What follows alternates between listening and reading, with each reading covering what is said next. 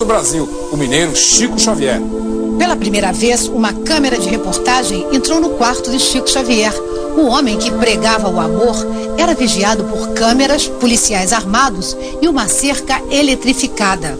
Você vai ver o depoimento da mulher que no domingo passado acompanhou os últimos minutos da vida de Chico.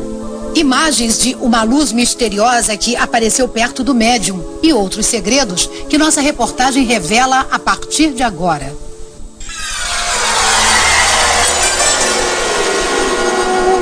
A multidão que esta semana se despediu de Chico Xavier em Uberaba acredita.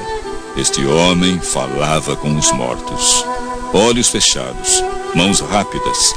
Assim nasciam as cartas que, segundo Chico, eram ditadas pelos espíritos a seus entes queridos aqui na Terra.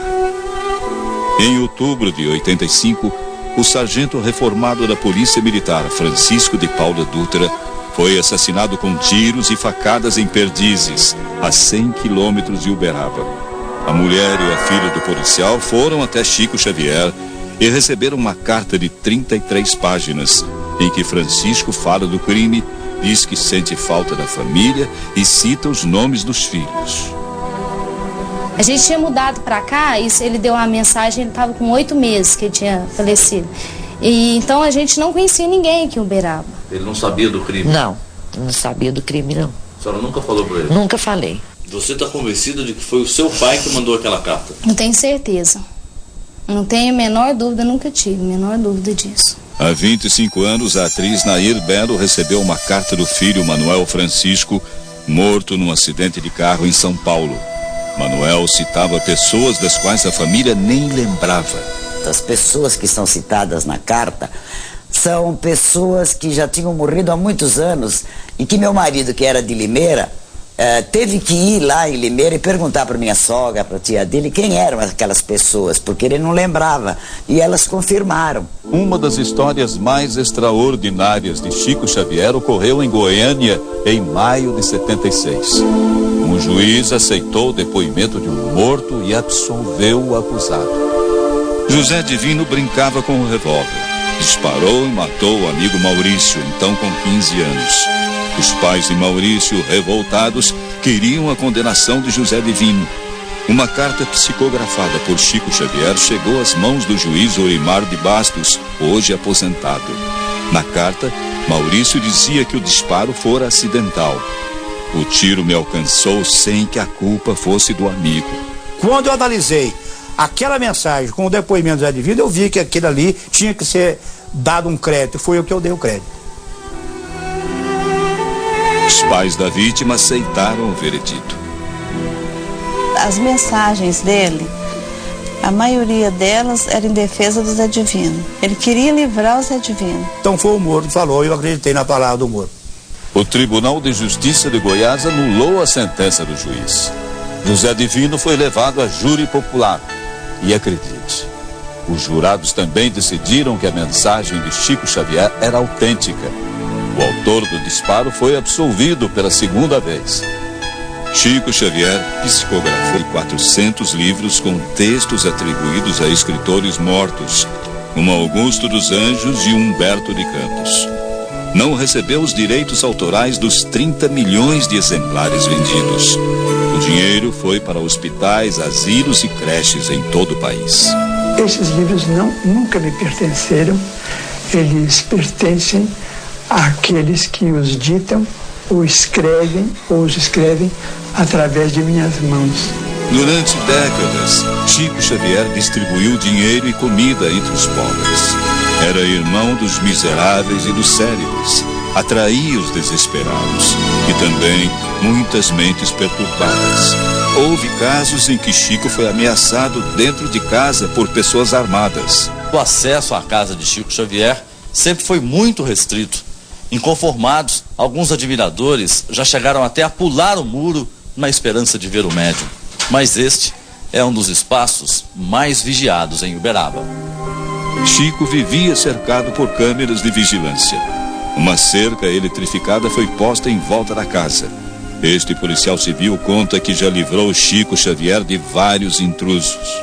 Que tipo de caso mais grave que você já teve aqui? Um descuido, ele pulou o muro, quando eu cheguei ele estava já na beira da cama do Chico. Aí tive que pegar ele à força e tirar. Estas são as últimas imagens da vida de Chico Xavier. 2 semanas antes de morrer, ele pediu para visitar a cozinha onde é preparada a comida dos pobres. Muito bem. Perguntei se está cheiroso. Eu lembro das crianças. Na volta para casa, o último passeio de carro. As mulheres gostaram muito do senhor. Tá muito bonito. Aos 92 anos, cego de um olho, debilitado, problemas no coração e nos pulmões, Chico andava de cadeira de rodas. Dinorá, companheira fiel durante 40 anos, cuidava dos remédios do médium. E ele toma um vinhozinho de vez em quando? Toma uma colher de sopa. Todos os dias? Primeiro dia ele achou forte, agora até ele acha bom. Pela primeira vez, uma equipe de TV entra no quarto do maior líder espírita do Brasil. Um quarto simples, a cama e o santo sobre o armário. Uma mania. O velho Chico só dormia com os sapatos à cabeceira. O sapatinho do senhor tá aqui no cantinho, tá bem? Aqui, ó. Viu? Dias depois, uma quarta-feira, 26 de junho. Esta é a última imagem de Chico Xavier antes da morte por parada cardíaca no domingo. Como é que foram os últimos minutos do Chico Xavier? Ele teve uma morte serena? Teve, sim. Antes da sua morte, ele estava sentado naquele lugarzinho de sempre, tomou seu lanchinho com as brincadeiras que ele sempre tinha, né? Aí levei pra cama, continuou brincando, me pediu um pouco de café bem quente, ainda brincou de novo. Obrigado, minha rainha, que ele me chamava sempre, né? E no finalzinho, ele só pôs a mão pra cima e fez uma prece. O ator Caio Blá esteve com Chico no sábado. Voltou a Uberaba assim que recebeu a notícia e ficou até o enterro. Era uma mistura de 2 sentimentos. Era o sentimento de saudade, essa tristezinha, da saudade da gente amar muito, mas também a alegria de saber que ele é um espírito iluminado e enorme e que estava ali aprisionado num corpinho que não possibilitava mais ele de estar trabalhando, de estar se comunicando. Então eu acho que para ele a gente sabe que é uma libertação. A doutrina espírita nasceu na França. Foi criada por Allan Kardec. Hoje, só no Brasil ela tem força. O último censo do IBGE diz que são espíritas 2.300.000 brasileiros. Mas, a julgar por essas imagens, o número de simpatizantes deve ser muito maior. 150.000 pessoas foram se despedir de Chico Xavier. Muitas tocavam a mão direita do médium, a que ele usava para psicografar suas mensagens. Depois faziam o sinal da cruz dos católicos. O homem que ajudou a criar no país a maior comunidade espírita do mundo dizia que tinha um guia espiritual, Emmanuel. É a essa entidade que caberia escolher um sucessor para Chico Xavier. Mas os dirigentes espíritas brasileiros não acreditam que alguém venha ocupar o lugar do mineiro nascido em Pedro Leopoldo. Não há, a nosso ver, nenhuma preocupação quanto a eventuais substitutos. Temos, sem dúvida, na doutrina espírita, muitos outros colaboradores.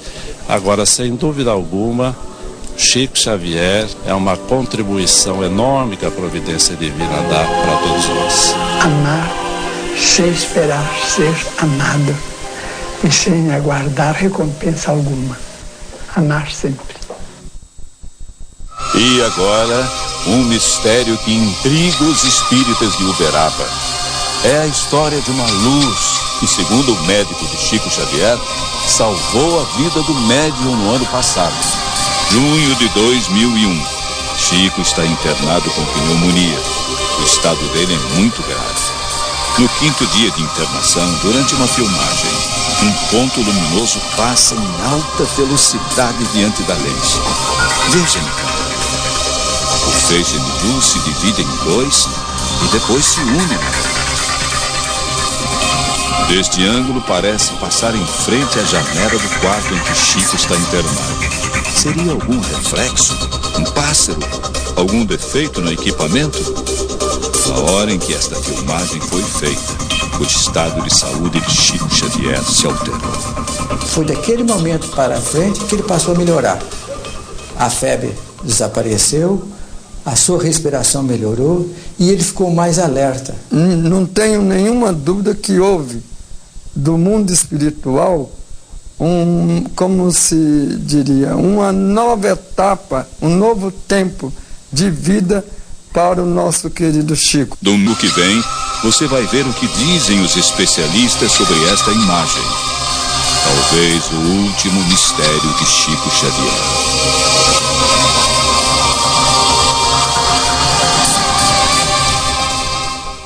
Chegou a hora de um convidado